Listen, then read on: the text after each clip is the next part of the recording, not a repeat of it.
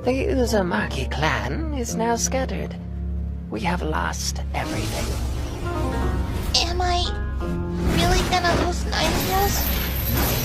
The thing that is inside my vessel. Kushina, we may be inside a spiral, but if you have the will to climb, you should be able to find love. And once you do... Dahulu kala, di garis depan sebuah perang besar, hush! Suara angin dan ledakan bergema di tengah medan yang dipenuhi asap dan darah. Di hadapan para shinobi Konoha berdiri dua monster raksasa, Biju ekor 5 dan ekor 6. Tubuh mereka bergetar menahan energi yang luar biasa. Sang ekor 5 menatap tajam para shinobi Konoha, suaranya menggema di udara. Jika kalian ingin bertarung dengan kami, bawalah Jinchuriki Kyuubi bersama kalian. Dekai, salah satu ninja di barisan depan, memandang ketakutan. Itu Bijudama, ucapnya panik. Jiraiya, sang sanin legendaris, segera memberi instruksi. Kita mundur dulu, Minato. Minato Namikaze menatap cepat ke arah gurunya. Wajahnya penuh tekad. Baik, jawabnya singkat. Tangannya segera membentuk segel.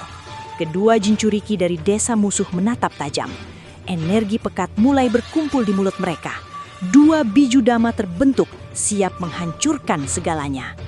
Hush, hush. Dalam sekejap, kedua biju itu melepaskan Bijudama mereka. Bola cakra raksasa melesat menembus udara, menciptakan tekanan yang mengguncang bumi. Bijudama itu kini hanya beberapa meter di depan mata mereka. Waktu seolah berhenti. Namun Minato berteriak keras, "Hiraishin no Jutsu!" Dalam sekejap, cahaya kuning melesat. Tep! Dan mereka semua lenyap, meninggalkan medan yang akan segera meledak. Brrrr! Suara ledakan mengguncang tanah, membelah udara, menghancurkan segalanya di sekitarnya. Sekelompok shinobi Konoha itu tiba-tiba muncul di tempat lain. Nafas mereka terengah, mata mereka masih dipenuhi cahaya dari ledakan tadi. Dekai berkata dengan gemetar, apakah kita sudah mati? Apa ini alam baka?" Salah satu rekan menjawab cepat, "Tenang Dekai, kita hanya melesat kabur dengan Hiraishin milik Minato." Jiraiya menarik nafas berat. "Nyaris saja," ucapnya lirih, matanya menatap jauh ke arah ledakan. Mereka selamat, tapi perang masih jauh dari kata berakhir. Minato menatap ke arah ledakan di kejauhan, matanya penuh perhitungan dan rasa heran. Jadi, itu kekuatan Biju, gumamnya pelan. Dan yang seperti itu juga ada di dalam tubuhnya. Bayangan lain mulai muncul. Seekor rubah berekor 9 berdiri megah di tengah kegelapan. Suaranya berat, menusuk hati. "Biar ku sampaikan padamu, wahai wadah baru. Takutlah, lalu bimbanglah. Apa kau mengerti? Belenggu yang ada padaku ini tak ada apa-apanya dibandingkan dengan yang ada padamu." Kushina Uzumaki berdiri di hadapan Kyuubi. Matanya lebar, wajahnya penuh kebingungan.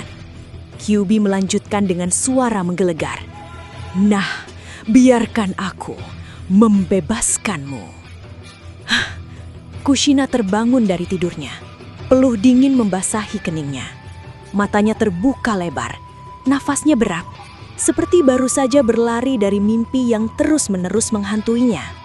Ia menoleh ke sisi ranjang. Di meja kecil, terpajang sebuah foto. Wajah lembut Uzumaki Mito, istri dari Hokage pertama, Hashirama Senju.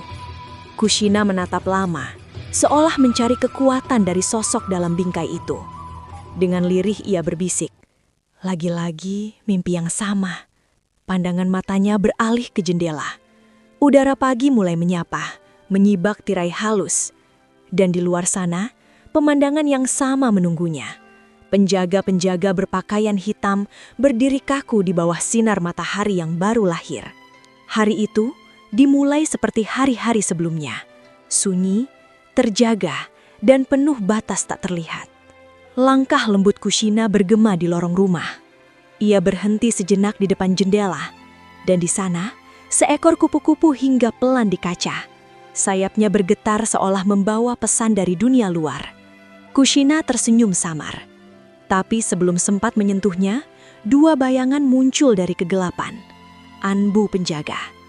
Salah satunya bertanya dengan nada datar, "Apa rencanamu hari ini?" Kushina menegakkan bahu, lalu menjawab ringan, tanpa ragu. "Aku sudah bilang, aku mau latihan Fuinjutsu bersama Minato Namikaze kan?" Suaranya terdengar tegas, tapi di balik kata-kata itu, ada kerinduan yang tersembunyi. Kupu-kupu itu terbang, meninggalkan kaca, melintasi sinar matahari pagi. Kushina menatapnya pergi, dan dalam tatapan itu, ada sesuatu yang lebih dari sekedar pandangan. Ada impilan yang ia tahu tak mudah diraih. Salah satu Anbu bergumam lirih. Lagi-lagi kalimat klise yang sama. Namun yang lain menatap serius dan berkata tegas. "Uzumaki Kushina, apapun yang terjadi, jangan sampai keluar dari area Kekai." Kushina hanya melirik sekilas dan menjawab dengan nada jengkel. Iya, aku paham kok." Siang itu, di tengah keramaian desa Konoha, Kushina akhirnya bertemu Minato. Wajahnya bersinar penuh semangat. Matanya memantulkan sinar matahari. Ia berkata dengan nada riang, "Kapan aku bisa berduaan dengan Minato ya? Aku akan melatihmu dengan serius." Kushina tertawa kecil. Suaranya jernih seperti lonceng di tengah pasar. Minato cepat mencerna. Fuinjutsu klan Uzumaki itu banyak banget. Jadi kita bakal... Namun sebelum ia sempat menyelesaikan kalimatnya, Minato memotongnya perlahan. Nada suaranya lembut, namun menahan beban yang tak terlihat. "Maaf, Kushina. Hari ini aku ingin belajar jurus lain. Di tempat lain." Kushina terdiam. Senyumnya memudar perlahan, seperti cahaya sore yang tersapu awan. Tatapan Kushina berubah tajam, menusuk hati Minato yang gugup di depannya. Suasana di antara mereka tiba-tiba menegang. Kushina menatap Minato seolah menembus pikirannya, dan dari bibirnya keluar nada dingin, penuh tuntutan. "Jurus apa?" Minato panik, mengangkat tangan, matanya melebar. Ia tak tahu bagaimana menjelaskan. Kushina masih menatap, kali ini dengan rasa kekecewaan yang samar. "Tempat lain itu, di mana?" tanya matanya tanpa suara.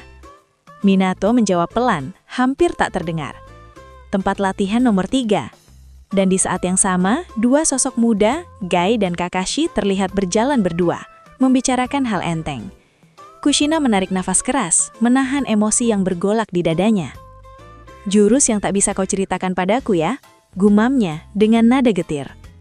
Minato mencoba menenangkan, menjelaskan dengan tulus bahwa jurus itu belum sempurna, terlalu berbahaya dan ia tak ingin Kushina terluka. Namun sebelum kata itu selesai, Kushina memotong cepat. Shoot, oke, aku paham." Tapi di balik suaranya, jelas, ia tak benar-benar paham. Yang ia rasakan hanyalah jarak yang tiba-tiba terbentuk. Rambut merahnya perlahan terangkat oleh amarah yang tertahan.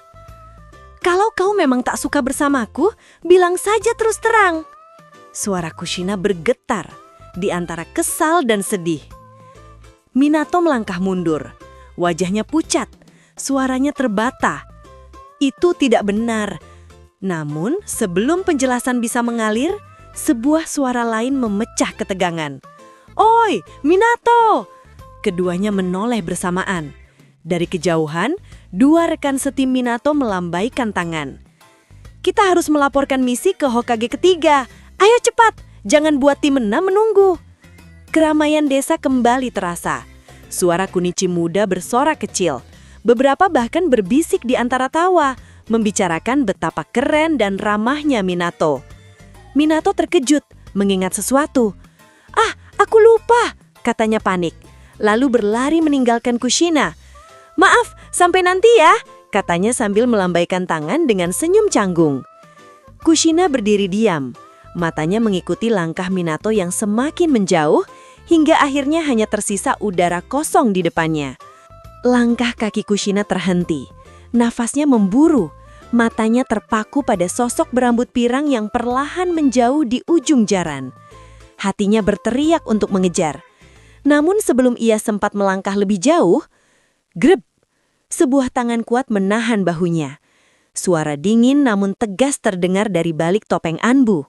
Tunggu. Kushina tersentak. Tatapannya beralih cepat.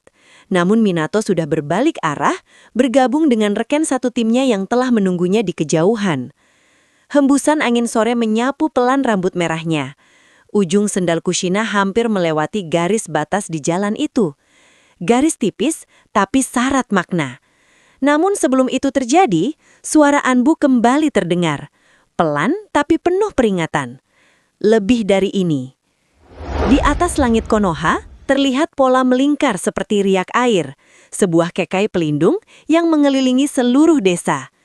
Kushina berdiri tepat di tepinya. Garis yang memisahkan dunia luar dan dirinya. Anbu yang menahannya tadi, kini bersuara lagi, kali ini dengan nada yang lebih tenang. Kau akan keluar dari kekai. Dan cerita pun bersambung.